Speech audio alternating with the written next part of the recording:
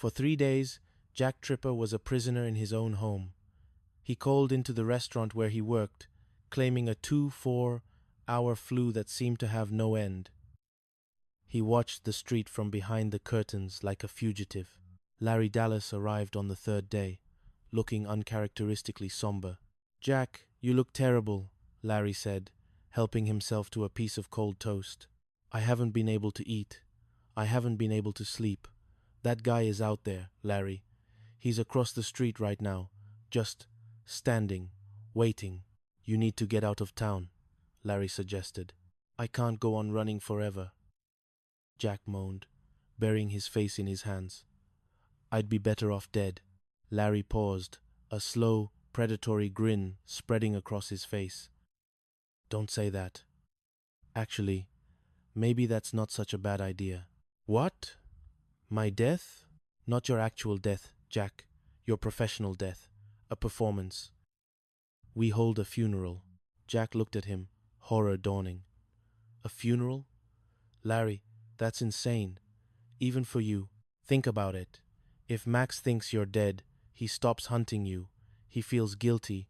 He leaves April alone. He moves on to some other poor sucker. You stay dead for a week, then you resurrect after he left town. It's foolproof." Chapter 5. Shady Hills.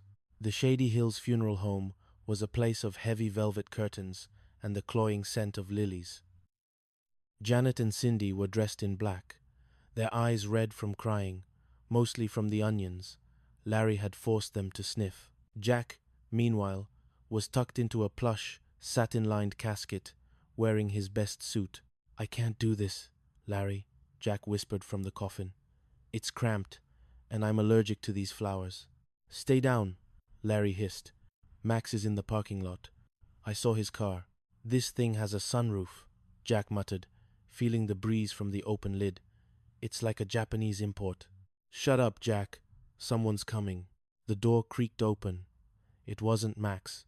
It was Mr. Furley, the landlord, wearing a leisure suit that looked like it had been salvaged from a disco fire.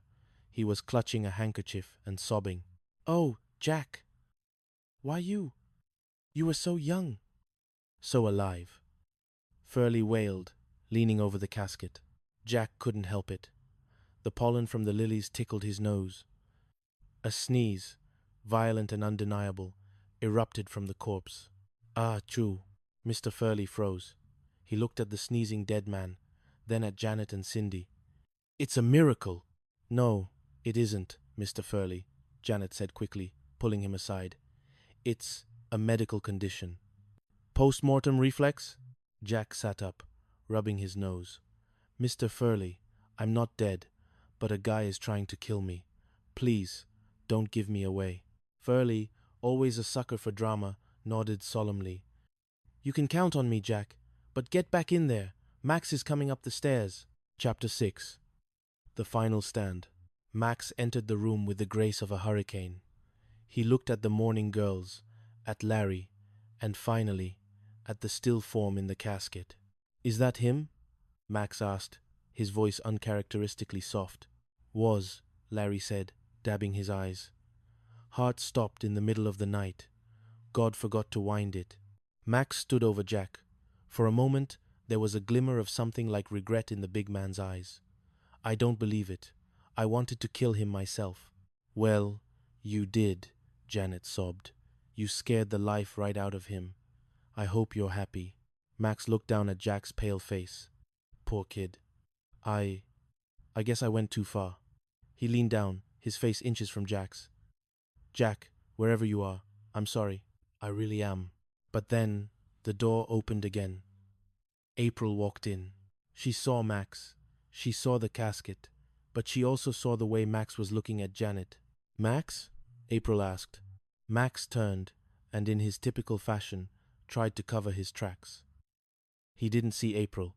He saw an opportunity to pivot. "Oh, April, I was just paying my respects." He turned to Janet. "You know, you're kind of cute under this light. Would you like to go dancing after the funeral?" The room went silent. Jack, unable to contain his indignation at Max hitting on his roommate at his own funeral, sat bolt upright. "That's okay," Jack shouted. Nobody's home. Max jumped back, nearly knocking over a vase of gladiolas. He's alive! You're a fake! You're a mistake! And you're a two-timer! April screamed, lunging at Max. You're hitting on his widow before he left cold? The funeral home erupted into chaos.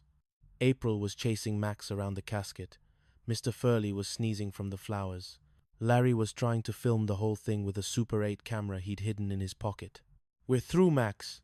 April yelled as they ran out the door. I'm moving to San Francisco. Chapter 7. The Aftermath. The silence that followed was heavy, but it wasn't the silence of death. It was the silence of relief. Jack climbed out of the casket, stretching his stiff limbs. I am never getting into another coffin for as long as I live. I'd rather die first. That's one way to put it, Janet laughed, wiping the fake tears from her cheeks. They walked back to the apartment in the cool evening air. The lights of Santa Monica were beginning to twinkle, and the sound of the ocean was a steady, comforting heartbeat. As they reached the top of the stairs, Jack paused. He looked at Janet and Cindy, the two women who had literally stood by him at his own grave. Girls, Jack said, his voice soft, can I stay in your room tonight? Just this once. The nightmares. The velvet lining. Janet and Cindy exchanged a look. They saw the lingering fear in his eyes, but also the deep, abiding love they all shared, a bond that transcended the absurdity of their lives. Well, Janet said, smiling, just this once. Bless you, Jack whispered. As they walked through the door of apartment 201, the world outside faded away. They had their lovable space. They had each other, and as the moon rose over the Pacific, they knew that whatever knocks came to their door tomorrow, they would face them together. Because in this rendezvous called life, 3 wasn't just company, it was family. Chapter 8. The Fragile Peace. The weeks following the Shady Hills incident were bathed in a strange, golden glow. It was as if the near-death experience, fictional as it was, had acted as a catalyst, pulling the 3 roommates closer than ever. But with closeness came a new kind of tension. A vibrating energy that hung in the air during late-night talks over herb tea or early morning breakfasts of slightly too runny eggs. Janet was the first to feel it. She noticed how her gaze lingered a second too long on Jack's hands as he chopped vegetables, or how the sound of his laughter made her heart do a curious little dance. She tried to bury it under piles of carnations and baby's breath at the shop, but the feeling was persistent, a quiet vine growing in the dark. Cindy, however, remained the anchor of their innocence.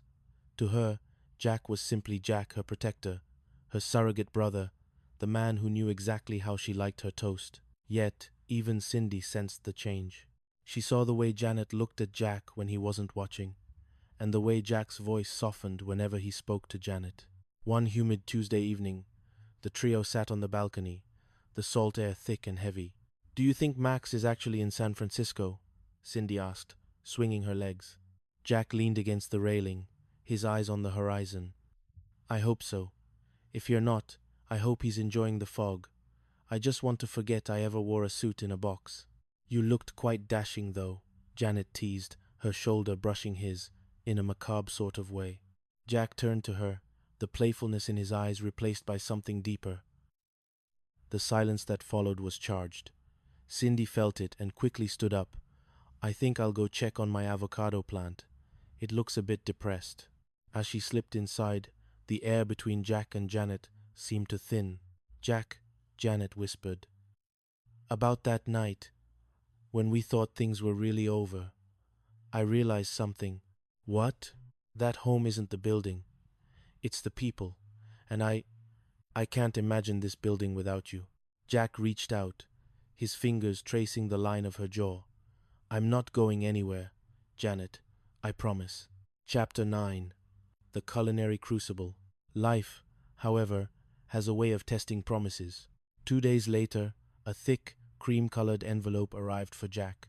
It bore the crest of the Escoffier Excellence Academy, the most prestigious culinary school in the country, located hundreds of miles away in the Napa Valley. Jack opened it with trembling hands. "It's a scholarship," he breathed, the words barely audible. "A 6-month intensive program. Full tuition. Room and board included." Janet felt a cold stone drop into her stomach. 6 months? Jack, that's amazing. It's what you've always wanted, Cindy added, though her voice lacked its usual perkiness. Jack looked at the letter, then at his roommates. I'd have to leave next month. Napa is a long way from Santa Monica. The celebration that night at the Regal Beagle felt hollow.